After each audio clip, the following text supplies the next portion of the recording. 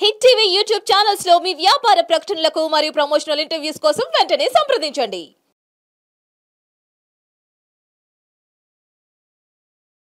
నమస్తే. ఎన్నో ఆధ్యాత్మిక కార్యక్రమాలు నిరంతరం ఛానల్లో ప్రసారం అవుతూనే ఉంటాయి. మీ నుంచి చాలా మంచి స్పందన వస్తోంది. అందులో భాగంగా ఈరోజు డాక్టర్ వేదాల రవీంద్రనాథ్ సిద్ధాంతి గారితో మాస ఫలితాలు తెలుసుకునే ప్రయత్నం చేద్దాం. మేషరాశి మొదలు మీనరాశి వరకు జూలై మాసానికి సంబంధించి మాస ఫలితాలు వివరిస్తారు.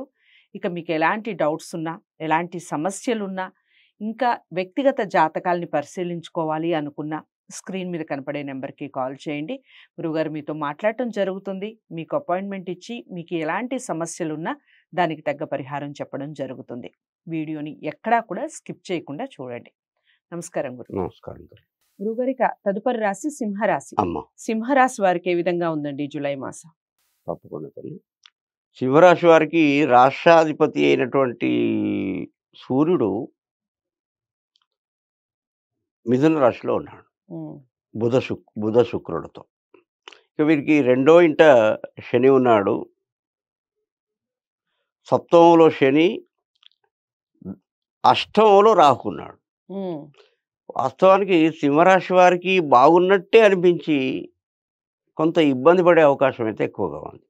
అందులో జూలై నెలలో ఈ సింహరాశి వారు చాలా అధికంగా ఇబ్బంది పడే అవకాశం ఉంది. ఎప్పటి వరకు అంటే జూన్ 15 తారీఖు వరకు రాత్రి 2 గంటల వరకు కూడాను.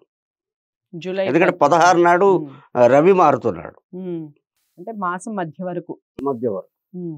కాబట్టి ఈ ఎలాంటి ఇబ్బందులు వస్తాయి ఒకవేళ వస్తే, కేవలం పై అధికారుల వలన ఒత్తిడి, తర్వాత స్థాన మార్పు, వీరి తప్పు లేకున్నా వేరే వాళ్ళు చేసిన తప్పుకు వీరు శిక్ష అనుభవించి వీరు స్థాన బదిలీలు చేయడము, డిస్మిస్లు కావడము ఉద్యోగం నుండి, ఇట్లాంటివి బాగా కనిపిస్తున్నాయి మనకు. ముఖ్యంగా ప్రభుత్వ ఉద్యోగులు ఎవరైనా ఈ సింహరాశి వారు కనుక ఉన్నట్లయితే మీకు ఏసీబీ ద్వారా చాలా ఇబ్బందులు ఉన్నాయి. అంటే మీరు లంచాలు తీసుకోకండి. ఈ నెలలో అయ్యగారు చెప్తున్నారని కాదు, ఎప్పుడూ లంచాలు తీసుకోకండి. ఎందుకంటే వీరికి చాలా ఇబ్బంది ఉందమ్మా. ఏసీబీ ద్వారా వీళ్ళకు చాలా ఇబ్బందులు ఉన్నాయి సింహరాశి వారికి. ప్రభుత్వ ఉద్యోగులు లంచాలు ముట్టకండి దయచేసి. ఎందుకంటే తప్పకుండా పట్టుబడే అవకాశం ఉంది. ఎందుకంటే ద్వితీయంలో కేతు ఉన్నాడు. మళ్ళా ఈ కేతు అనేది సునాయాసంగా వచ్చే డబ్బును సూచిస్తుంది తల్లి. ఈ సునాయాసంగా వచ్చే కదా లంచం అంటే. కాబట్టి దాని ద్వారా ఇబ్బందుల్లో పడే అవకాశాన్ని రాహు దశమంలో ఉండి చేస్తున్నాడు. కాబట్టి జాగ్రత్తగా ఉండండి అని నా యొక్క సూచన. ఇక మిగతా విషయాలకు వెళ్ళినట్టయితే వీళ్ళకి సింహరాశి వారికి తృతీయ, చతుర్థ, పంచమ రాశులు ఖాళీగా ఉన్నప్పటికీ చతుర్థంలో శని వక్రే ఉండడం వల్ల వీళ్ళకి తల్లి యొక్క ఆరోగ్యం కాస్త నలత చెందే అవకాశమే ఉంది, కానీ బెంగపడాల్సిన అవసరం ఏమీ లేదు. తర్వాత పంచమంలో రాహు ఉండడం వల్ల కాస్త సంతానం గురించి ఇబ్బంది పడే అవకాశం ఉంటుంది. అంటే కొంచెం వారు బడికి వెళ్ళక మారాన్ చేయడము, మనం కొత్తగా వాళ్ళను స్కూళ్ళల్లో వేయడము, లేదా వాళ్ళని ఏదైనా హాస్టళ్ళల్లో వేస్తే మాకు ఉండడానికి ఇష్టంగా లేదు, అయిష్టంగా ఉంది, భోజనం పడటం లేదు, ఇలా చేయడం లాంటివి కాస్త ఇబ్బందులు అంతే ఉంటాయి. కానీ మిగతా పెద్ద మొత్తంలో ఇబ్బందులు అయితే ఏమి కనబడట్లేదు.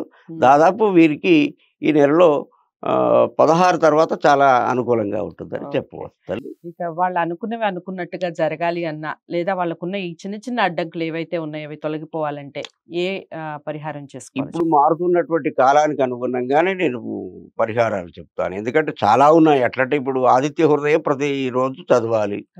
అది చదవడానికి అంత సమయం ఉండదు. వాళ్ళు తెల్లవారు లేస్తే ఉద్యోగానికి వెళ్ళేటువంటి అవకాశాలు ఉన్నాయి. కాబట్టి మీరు కేవలం స్నానం చేసిన తర్వాత సూర్యుడు కనిపించే అదృష్టవంతులు ఎవరైనా ఉంటే నాలాంటి వారు, నాకు ఎదురుగా కనిపిస్తుంది అనమాట. ఉదయం స్నానం అంటే సూర్యుడు రాకముందే సూర్యుడు అప్పుడే వస్తుంటాడు నేను స్నానం చేసేటప్పుడు. అది నా అదృష్టం. ఎందుకంటే మాకు ఆగ్నేయంలోనే ఒక ట్యాప్ ఉంది. ఇటు స్నానం చేయగానే అటు నా పేరు రవీంద్రనాథ్ కాబట్టి మా అన్నయ్య అనుకుంటాను నేను. ధ్రువమండల మధ్యవర్తి అని ఆయనకు నమస్కరించి సూర్యాసనాలు వేసుకొని ఇంట్లోకి వచ్చి తర్వాత అనుష్ఠానం చేసుకుంటారు.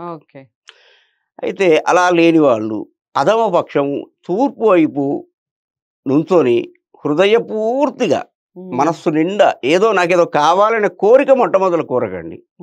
సూర్యుడికి మనస్ఫూర్తిగా మీ యొక్క మనస్సులో ఉన్న విషయాలను నివేదించండి, నమస్కరించండి, అది సరిపోతుంది.